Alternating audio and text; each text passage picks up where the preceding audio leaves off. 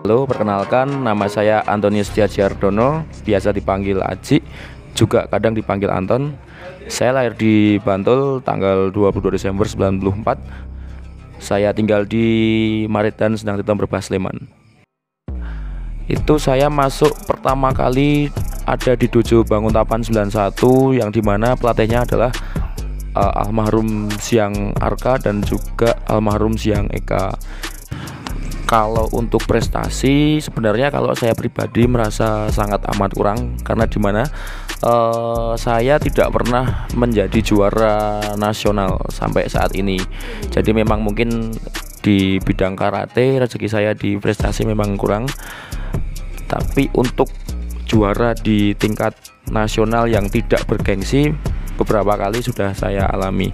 Untuk pertama kali mengikuti kejuaraan itu saya mengikuti pada tahun 2004. Itu sebelum gempa, ada di Amongrogo. Itu adalah kejuaraan nasional pertama yang saya ikuti, bernama Kejurnas Sunan Kalijogo Cup, yang diadakan di Amongrogo. Pembuat kejuaraannya adalah UIN Sunan Kalijogo. Itu di situ saya belum dapat juara, tapi itu pertama kali saya mengikuti kejuaraan. Lalu yang selanjutnya saya agak lupa sih juaraan apa aja, belum juara juga. Mulai juara itu kelas 5 SD. Saat itu saya lolos ke namanya Porseni, yang sekarang diganti sebagai O2SN. Sekarang O2SN, Olimpiade Olahraga Siswa Nasional. Dulu namanya Porseni. Itu saya mewakili Kabupaten Bantul karena SD saya ada di Bantul. Itu kelas 5 SD. Saya maju ke provinsi. Di provinsi saya juara 2 saat itu. Lalu lanjut ke SMP, saya mengikuti kejuaraan dan saat itu masih mewakili perguruan, karena memang kebetulan perguruan saya Lemkari saat itu mengalami perpecahan, sehingga untuk pengembangan atlet memang sangat kurang. Saat itu fokus perguruan kami adalah menambah SDM pelatih, sehingga untuk fokus pembinaan atlet kurang. Jadinya saya sendiri beserta teman-teman seangkatan itu kurang mendapat perhatian dalam bidang atletnya. Kami masih fokus untuk mencari dojo baru saat itu, saat saya masih SMP. Nah, sehingga itu mempengaruhi prestasi kami. Jadi di usia SMP saya hanya mengikuti kejuaraan daerah, ya sesekali juara 1, juara 2, masuk finalis, sekarang juara 3. Juga Porseni saya masuk di Sleman. Porseni saat itu udah transisi dari Porseni berubah menjadi O2SN. Saat itu saya mewakili Kabupaten Sleman, 2 kali lolos provinsi, tapi juga lagi-lagi berhenti di final. Jadi saya hanya juara 2 saat itu.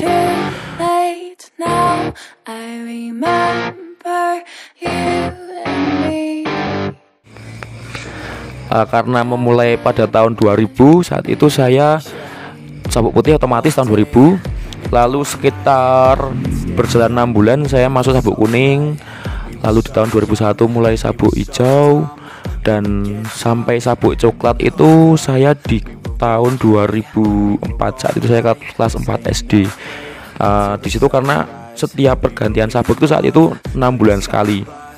Nah, cukup lama saya ada di sabuk coklat dari tahun 2004-2005 sampai tahun 2012 saya baru naik ke Dan 1.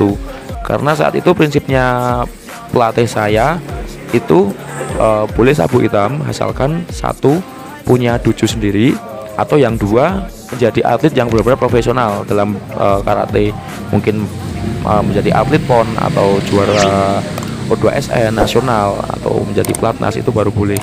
Sehingga saya di usia SMP SMA itu kan saya sudah merasa di bidang atlet kurang mumpuni. Saya mendalami bidang pelatihan, menjadi asisten pelatih sejak SMP SMA. Lalu di kelas 3 SMA tahun 2012 saya punya dojo sendiri namanya Sitotogan. Kalau dojo pertama itu di tahun 2012 itu saya membuka karate di SD Kanisius Totogan. Itu bersifat ekstrakurikuler sekolah, jadi kerjasamanya dengan sekolah. itu adalah dojo pertama saya yang benar-benar saya punya sendiri. Jadi saya membangun sendiri, bukan asisten. Kalau sebelumnya kan saya asisten. Ya saat itu saya punya dojo sendiri, dan 2 bulan setelah dojo dibangun saya baru naik ke sabuk hitam saat itu. Seiring berjalannya waktu, dojo Totokan terus berjalan sampai pada akhirnya di tahun 2019 berubah nama menjadi Bhinneka Karate Dojo, dikarenakan mulai ada virus COVID, sehingga di sekolah tidak boleh ada kegiatan, sehingga kami membuat semacam dojo di luar sekolah yang sebenarnya anggotanya masih sama anggota karate di dalam SD Kanus Totokan. Seperti itu. Juga nanti di Bhinneka itu sudah mulai dikembangkan menjadi ada yang privat class, ada yang atlet class, ada yang masih basic class juga. Itu sudah mulai tersusun rapi seiring berjalannya waktu, dan kami benar-benar berdiri sendiri, sudah tidak ada campur tangan dari yayasan lain. Contohnya kemarin sempat dengan sekolah Totokan seperti itu. Untuk jumlah kohai itu murid karate itu, kalau dulu ketika masih di SD Totokan itu lebih gampang perekrutannya karena dibantu oleh sekolah. Jadi bisa nyampe per angkatan tuh bisa nyampe 50 anak, bisa nyampe 70 anak. Lalu karena kesibukan pekerjaan menjadi kurang intens ya dalam mengelola karate itu, mungkin sampai sekarang tinggal 25. Apalagi sudah tidak di SD Totokan, itu kan tidak ada perekrutan lagi untuk di sekolahan. Jadi saya harus mencari kohei sendiri melalui sosial media, yang dimana sekarang di dojo itu ada sekitar 25 sampai 30 anak. Lalu di privat itu ada sekitar 15 anak yang terbagi dari beberapa macam. Ada yang dia dari pelatih lain yang ingin memperdalam bidang atlet, ada yang memang dari nol tapi tidak bisa mengikuti kelas besar juga ada. Ya macam-macam permintaan inilah orang tua walinya.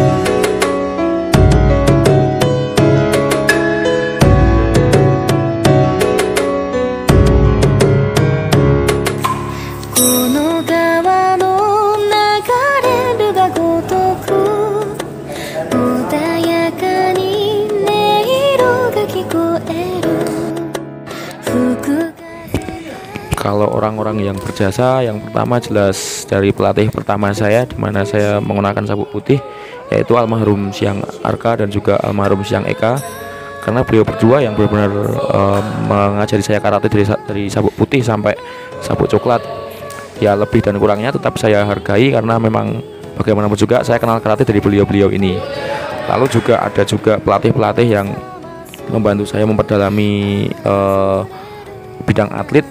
Ada dari perguruan lain juga, dari Forky seperti Sensei Wisnu, juga ada Sensei Danar dari Forky Kota. Beliau juga mengajak saya untuk memberi ilmu ke saya tentang bidang atlet. Saya awalnya di situ, Sensei Wisnu, Sensei Dani, Sensei Danar. Dulu juga ada beberapa senior yang mengajak saya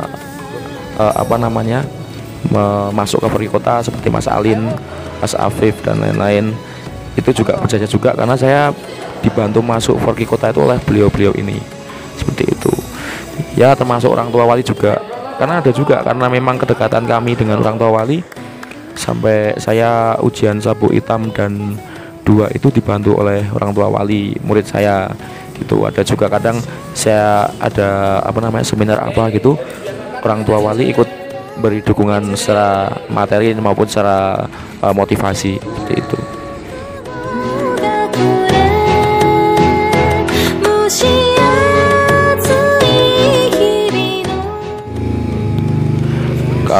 Kalau dari saya sendiri ya, yang paling sederhana adalah saya itu karena saya berasal dari kaum menengah ke bawah, saya tidak mungkin naik pesawat saat itu kalau tidak ikut karate. Jadi karena karate saya naik pesawat, lalu saya juga bisa tur ke mana-mana. Itu sederhananya. Kalau hal yang lebih bermanfaat adalah di zaman sekarang itu kan kenakalan anak-anak itu kan bermacam-macam. Nah, kebanyakan kalau saya belajar dari sisi psikologis itu memang karena anak-anak terlalu banyak waktu luang. Nah, waktu luang akhirnya terjerumus dalam hal negatif. Nah, jika sekarang anak-anak mengikuti karate kan dia akan banyak menyita waktu untuk karate, jadinya tidak ada waktu lagi untuk bermain-main. Energinya sudah habis di karate. Sehingga kalau ada tidak ada sisa energi lain lagi untuk bermain-main seperti itu. Juga sekarang prestasi atlet itu sangat amat dihargai. Jadi beberapa teman-teman masuk di universitas juga pakai karate, lalu masuk di dunia pekerjaan seperti angkatan, TNI dan polisi itu juga dari karate juga seperti itu.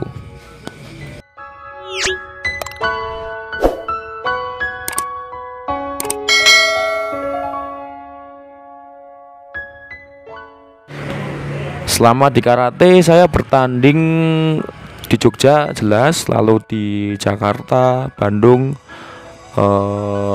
Jambi, lalu Aceh, lalu Kalimantan Barat, lalu Bali, lalu juga pernah juga di Tangerang, Banten. Mungkin itu kali ya, saya lupa ya, agak lupa karena sejak kecil sih.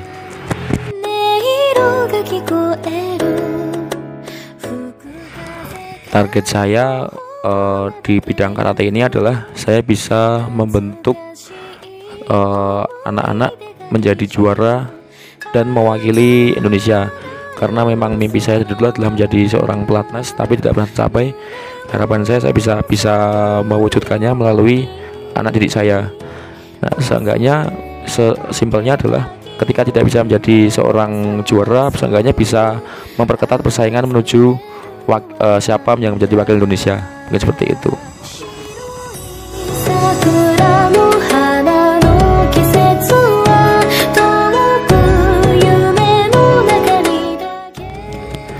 Ya, kalau harapan saya sih anak-anak bisa menjadi sebenarnya saya tidak menuntut anak-anak untuk menjadi juara. Yang penting menjadi orang yang punya karakter bagus. Jadi bagi saya juara adalah bonus, adalah alat untuk menjadi pribadi yang baik. Tapi tujuan utamanya adalah membentuk anak-anak menjadi punya pribadi yang baik seperti itu. Jadi kenapa kok juara menjadi alat? Karena dari situ teman-teman semua akan mempunyai jiwa pantang menyerah, jiwa mengejar sesuatu yang harus tercapai, tapi dengan hal-hal yang positif, tidak menghalalkan segala cara seperti itu.